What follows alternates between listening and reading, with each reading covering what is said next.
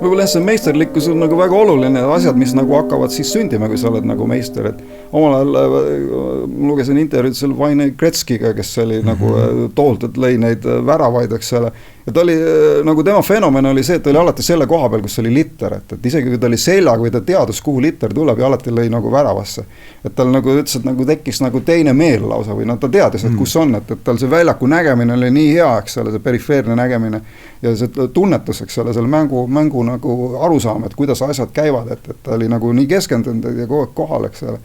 Et tal alati oli õiges kohas, et see oli nagu tema fenomen. Gretzkyl oli, et just tema isa oli talle ka treener, siis tema isa kõige nagu parem soovitustreenerina olevat olnud talle, et liigu sinna, kuhu litter jõuab. Liigu sinna, kuhu litter jõuab, jah. Ja, et mitte kus ta parasjagu on, aga et kõige lühem imperatiiv, mis on kasulik.